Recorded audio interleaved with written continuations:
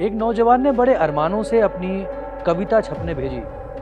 उस वक्त की सबसे मशहूर पत्रिका सरस्वती के दफ्तर में। संपादक थे महावीर प्रसाद द्विवेदी। उन्होंने वो कविता ये कहकर लौटा दी कि इसमें खड़ी बोली का सही इस्तेमाल नहीं हुआ है। कोई और होता तो शायद निराश हो जाता, मगर उस नौजवान ने हार नहीं मानी। उसने अपनी भाषा पर खूब मेहनत की और आगे चलकर वही नौजवान हिंदी का राष्ट्र कवि कहलाया। नमस्कार, आदाब, मैं हूं सलमान और आज किरदार में बात होगी मैथिली शरण गुप्त की, जिन्हें चाहने वाले प्यार से दद्दा कहते थे। साल था 1912। देश पर अंग्रेजी हुकूमत का कड़ा पहरा था। हथियारबंद सिपाही हर तरफ मुस्तैद रहते थे। इसी बीच अचानक अंग्रेज सरकार के हाथ पांव फूलने लगे। इस खौफ की वजह थी एक किताब जिसके पन्नों पर देश का दर्द लिखा था। वो किताब थी भारत भारती। अंग्रेजी हुकूमत इस कदर घबरा गई कि पुलिस जगह जगह छापे मारने लगी। जहां भी भारत भारती की कोई कॉपी दिखती, उसे फौरन जब्त कर लिया जाता। इसे छापने और पढ़ने वालों पर भी कड़ी नजर रखी जाने लगी। पूरे महकमे में अजीब सी बेचैनी थी। लेकिन एक अकेले कवि की कलम में ऐसा क्या था? क्यों कुछ पन्नों की कविता ने इतने बड़े साम्राज्य की नींद उड़ा दी थी? इसका जवाब दद्दा के उस सफर में छिपा है, जिसकी नींव बहुत खामोशी से रखी गई थी। मैथिली शरण गुप्त सिर्फ हिंदी की किताबों में सिमटे हुए कवि नहीं थे। उनके अंदर सच्चा बागी छिपा था। एक ऐसा सत्याग्रही जिसने देश की आजादी के लिए जेल काटी। साथ ही एक ऐसा इंसान जिसने औरतों के दर्द को बहुत करीब से महसूस किया। उनका दिल इस बात पर तड़पता था कि हमारा देश अपनी पहचान भूल चुका है। इसी बेचैनी में उनके अंदर से आवाज उठी। उन्होंने दर्द के साथ लिखा, हम कौन थे, क्या हो गए हैं और क्या होंगे अभी। आओ विचारें आज मिलकर ये समस्याएं सभी। इन चंद लफ्जों ने हिंदुस्तान को झकझोर दिया। लोगों को अपने बीते हुए कल और आज की बेबसी का एहसास हुआ। यहीं से उनके लंबे सफर की परतें खुलती हैं, जो झांसी के छोटे से गांव से शुरू हुआ था, जिसका नाम है चिरगांव। घर में राम भक्ति का गहरा असर था। पिता सेठ रामचरण खुद भी कविताएं लिखते थे। यहीं से दद्दा के मन में कविताओं की नींव पड़ी और फिर उन्होंने गांव से निकलकर नया मुकाम तलाशा। ये वो दौर था जब उनके गुरु महावीर प्रसाद द्विवेदी ने एक लेख लिखा जिसका शीर्षक था कवियों की उर्मिला विषयक उदासीनता। ये पढ़कर दद्दा के मन में गहरी हलचल पैदा हुई। गुप्त ने महसूस किया कि इतिहास ने कई किरदारों को किनारे कर दिया है। श्री राम वनवास गए तो सीता भी पत्नी होने के नाते पत्नी होने का धर्म निभाते हुए साथ हो ली। उनके भाई लक्ष्मण भी सेवा के लिए उनके पीछे चल दिए। राम और सीता के त्याग को सबने सराहा, मगर लक्ष्मण की पत्नी उर्मिला के दर्द को किसी ने नहीं देखा। 14 साल तक नई नवेली दुल्हन का अपने पति के बिना रहना कोई छोटी बात नहीं थी। उर्मिला ने राजमहल की सुख सुविधाओं के बीच रहकर भी सन्यासिनी जैसा जीवन बिताया।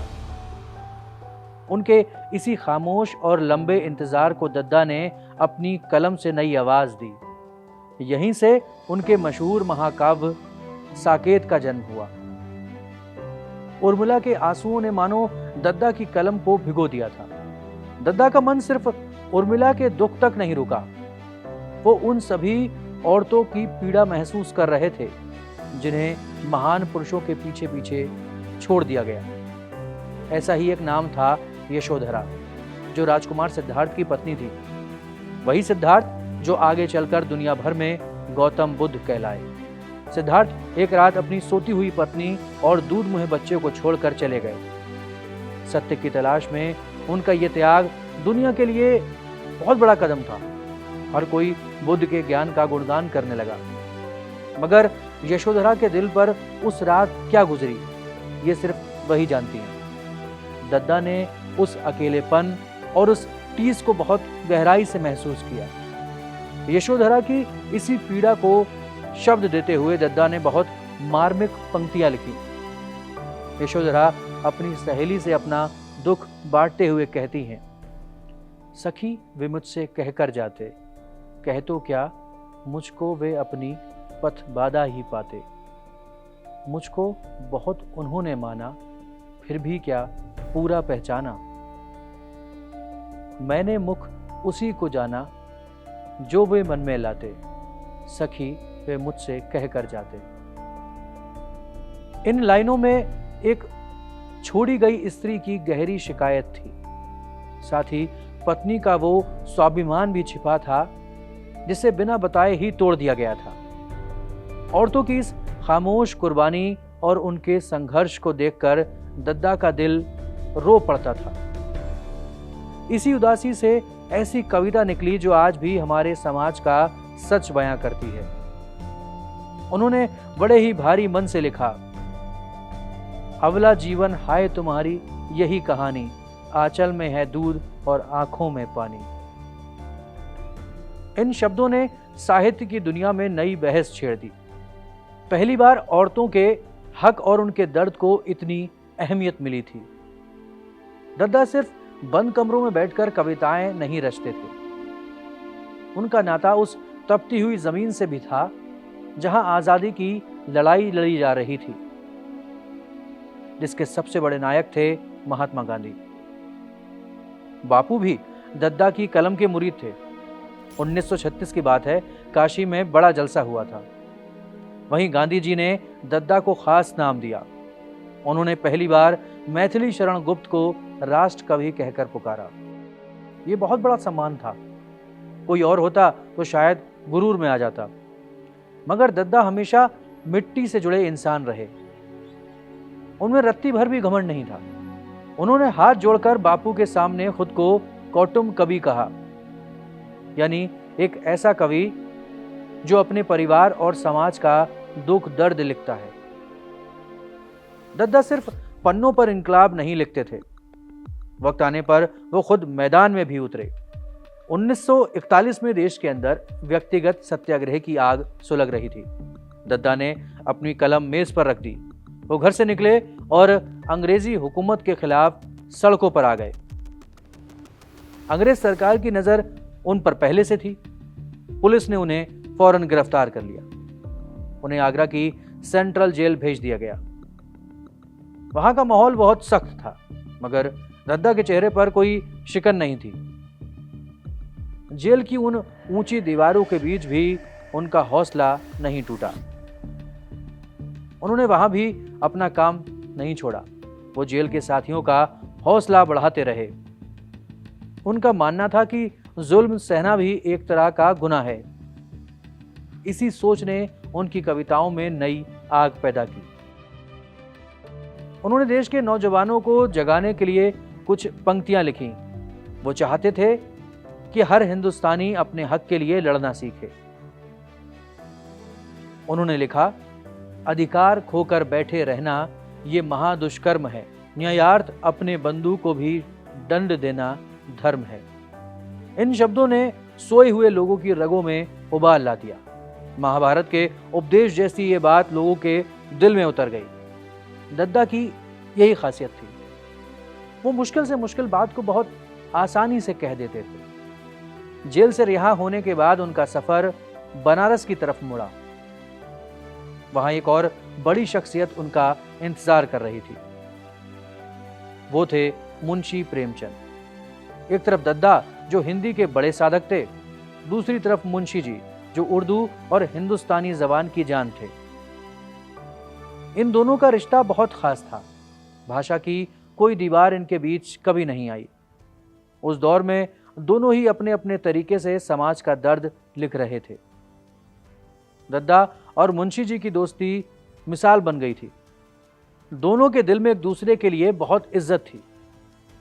जब दद्दा ने अपना महाकाव्य साकेत पूरा किया, तब साहित्य की दुनिया में बड़ा जश्न मनाया गया। यह कार्यक्रम बनारस में हुआ था और इसकी जिम्मेदारी खुद मुंशी प्रेमचंद ने उठाई थी। उन्होंने अपने दोस्त दद्दा के सम्मान में बहुत बड़ा और यादगार जलसा किया। एक उर्दू लेखक हिंदी कवि को सिर आंखों पर बिठा रहा था। साहित्य की जबान में दूरियां मिट गई थीं। उस दिन बनारस ने अद्भुत भाईचारा देखा था।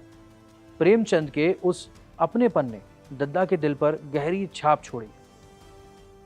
दद्दा भले ही आज हमारे बीच नहीं है, मगर उनकी बातें आज भी बहुत मायने रखती हैं। आज के हमारे समाज और राजनीति को उनकी बहुत ज़रूरत है। हमारे वक्त की उलझनों का जवाब उनकी कविताओं में मिलता है। उन्होंने सिर्फ पन्ने नहीं भरे, बल्कि हमें असल जिंदगी जीना सिखाया, हर मुश्किल का डटकर सामना करना सिखाया। उन्होंने बताया कि कैसे इंसान होना अपने आप में कितनी बड़ी बात है। जब भी आप अंदर से हार मानने लगें तो उनकी एक बात हमेशा याद रखिएगा। उन्होंने बहुत पक्के यकीन के साथ ये बात लिखी थी, नर हो न निराश करो मन को, कुछ काम करो, कुछ काम करो, जग में रहकर कुछ नाम करो, ये जन्म हुआ किस अर्थ अहो, समझो इसमें ये व्यर्थ ना हो। ये कविता आपने, अगर आप जो बच्चे यूपी बोर्ड से पढ़े हैं, उन्होंने हिंदी की किताब में ये कविता पढ़ी भी होगी। मैथिली शरण गुप्त कहते हैं कि हाथ पर हाथ रखकर बैठने के बजाय जीवन में कुछ सार्थक काम करना चाहिए। जीवन का उद्देश्य समझो और अपने शरीर का सही इस्तेमाल करो, है ना पोते की बात। तो आज किरदार में इतना ही। जाते जाते आपके लिए एक सवाल, आपको दद्दा का कौन सा रूप सबसे ज्यादा छू गया? एक कवि, एक बागी, या फिर औरतों का दर्द समझने वाला एक सच्चा इंसान? हमें जरूर बताइएगा।